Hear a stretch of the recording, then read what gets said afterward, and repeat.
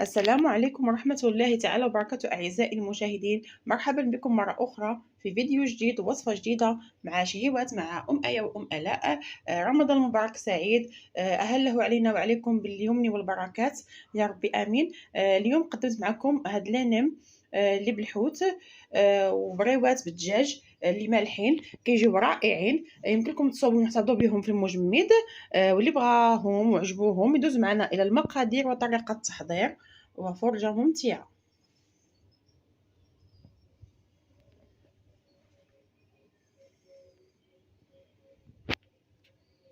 اول حاجه خديت هنايا كيلو ديال صدر ديال الدجاج، درتو هنا في الكوكوط، درت معاه 2 شرائح الليمون ودرت معاه وريقات ديال الرمد، وغنديرو فوق منه الابزار، الزعتر، الملحه، العطريه ديال الدجاج، الثومه والبصله بودغ. غنخليوهم عليهم،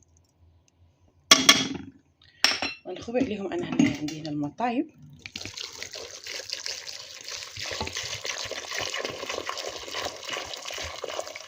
صافي. وغادي نشد عليهم واحد 4 ساعات في الكوكوط، ومن غادي يطيب لنا هاد الدجاج. صديق الدجاج غير كيطيب غنهزوه باش غادي نديرو فيه الشعريه الصينيه. غنردو فوق البوطه وندوز نصاوب معكم شغموله واش غنصاوبوا هاد الدجاج. هنا عندي واحد 10 غرام ديال الشامبينيون نوار، درتها في الماء طايب غلات وطحنتها في الهشوار. غنقسمها على جوج، النص غنديرو مع بريوات ديال الدجاج والنص غنديرو مع لينام ديال الحوت. بالنسبه للعطريه الشغموله اللي غنديرو مع هاد الدجاج، عندي هنايا ربطه ديال القزبور، غنحتاجو معاها عطريه ديال الدجاج، سكينجبير، الكمون، الفلفله حمراء، الملحه، معلقه صغيره د الموطه ومعلقه صغيره ديال الهريسه. نخبوهم من فوق هاد القزبور. غنزيد هنا نصف حامضه معصره، غنزيدو واحد 4 كاس ديال زويته، اللي بغا بلديه ولا روميه. انا درت هنايا روميه. غادي نطحنو هادشي كله. هيا طحناها، خليناها على جنب على ما يتسلق لنا الدجاج، وعاد نرجعوا نشحروا كلشي. هنايا في طنجره واحده اخرى درت هنا وريقات ديال الرمد، العطريه ديال الحوت، شويه د الابزار، الملحه، الثوم والبصل بودر، وغنديروا الصوجه، وعادي نديرو تاوب عليه الماء طايب ونحطوها تغلي فوق البوط. وهنايا انا عندي هنايا باكيه ديال البانكا اللي كتباع في مرجان بيم في داك المتاجر الكبار، وعندي نص كيلو ديال الكروفيت. وبالنسبه للعطريه ديال اللي غنصوبوا بها لي سيغار ديال الحوت، نفس الشرموله الا عوض العطريه ديال الدجاج انا غندير العطريه ديال الحوت باش ما يجيناش لا فيديو طويل. صافي كيف ما قلت لكم، حتى هما غنديروا القزبور، الثومه، الفلفله الحمراء، نفس العطريه، الا غنزيدوا معلقه كبيره عامره ولا جوج ديال العطريه ديال الحوت، واللي ما عندوش يدير كنور ديال الحوت، وغنزيدوا شويه ديال الصوجه. هيا ملي غلات لنا غنديروا فيها هاد البانكه تسلق دغيا نزولوها.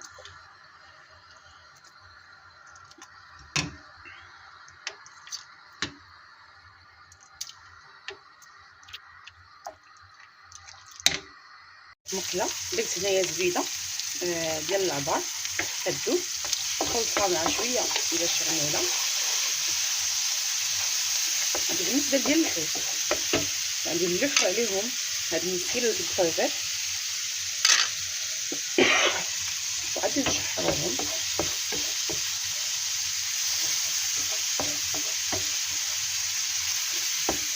كنت درت معكم شحال مره سيطات ديال الحوت ولا ما نديرش الحوت. دابا انا هاد الحوت هذا غادي ندير كلشي مطحون، نديرو طريقه وحده ان شاء الله بحول الله.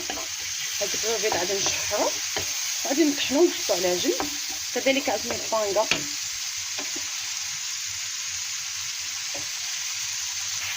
هذا الكروفيت الشحار. هاد البانكا غنضيفوها على هاد الكروفيت وغنزيدو عليها واحد المعلقه ديال داك الشرموله. ها هي غادي نخليهم يتشحروا مزيان. من بعد كيف ما قلت لكم غادي نطحنوهم. في هاد الاثناء انا هذا بعد ما زولتهم كندير 6 ديال المقطعات ديال الشعريه ديال الروز، نخليهم يرطبوا في هذا الماء اللي دايما فيهم الحوت.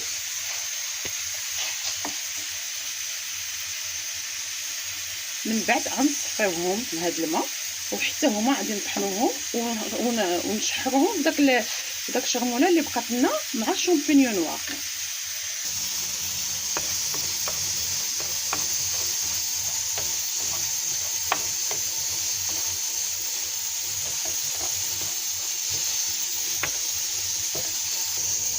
صافي ها هي الشعريه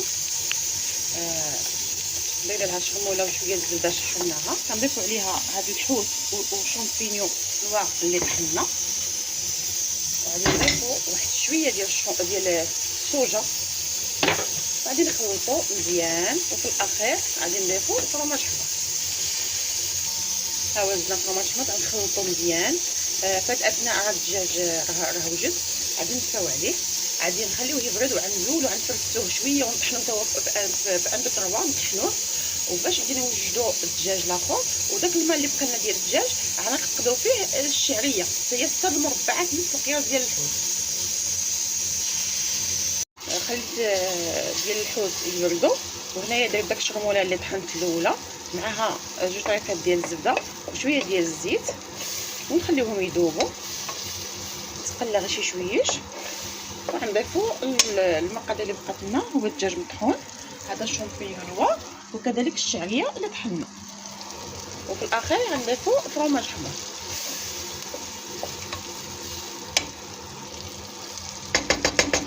بعد ما غلات لنا غادي نضيفوا الدجاج،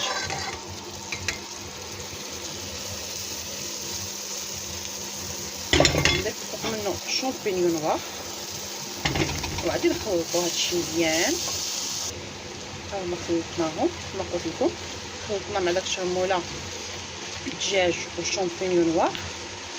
صافي غادي تشربوا لنا داك الشرموله، غادي نضيفوا عليهم هاد الشعريه اللي طحنا، وغنخلطوا كلشي ونرجع معاكم.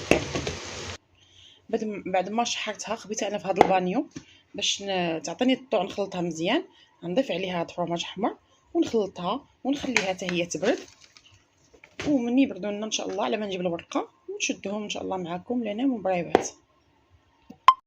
صافي دابا نبداو نشدو لانام وبريوات.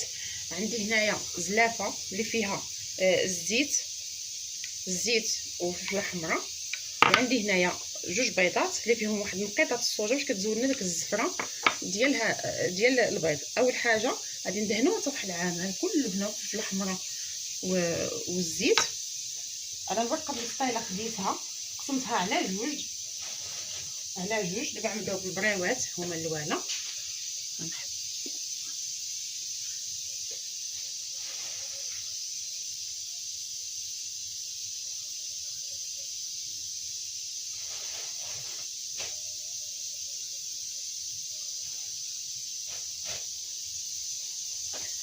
هما حطيناهم هنا.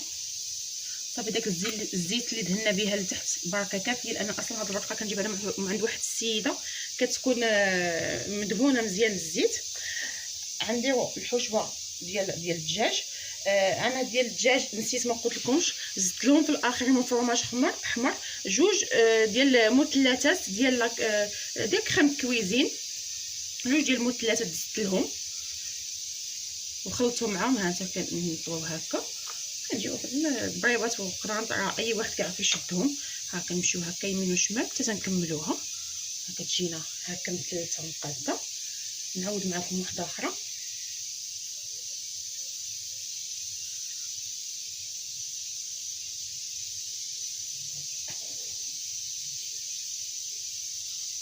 كنقاد داك المثلث غير بيديا، وكنجيب التالي هنا وندهنو بالبيض، او اللي بغا يدير الفوركس يديرهم. ها كيجيونا على هذا الشكل. غنبقى نكملهم على هذا الشكل هكا، وندوز نصاوب معكم العنب ديال الحوت بنفس الطريقه. غادي ندهنو سطح العمل حتى هو بزويته، وغناخذ الورقه مقسومه على 2 وغنديروها على هذا الشكل هكا على هذا الشكل هكا على الطول هكا. غناخذوا الحشوه ديال الحوت وكنديرو هنايا في الوسط، وكنجيبوا البيض وكندهنوا هاد التالي ديال الورقه، وكنجيبوا هذا لهنا وهذا لهنا على هذا الشكل، وهذا التالي هنايا كنديروا البيض وعاد كنبداو نلويو على هذا الشكل.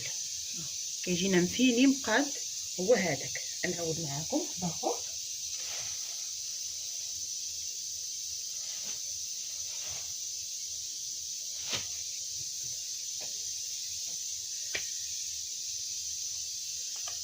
ها هو باش يجينا قبالة الكاميرا. كنديروا الحشوه هنا في الوسط،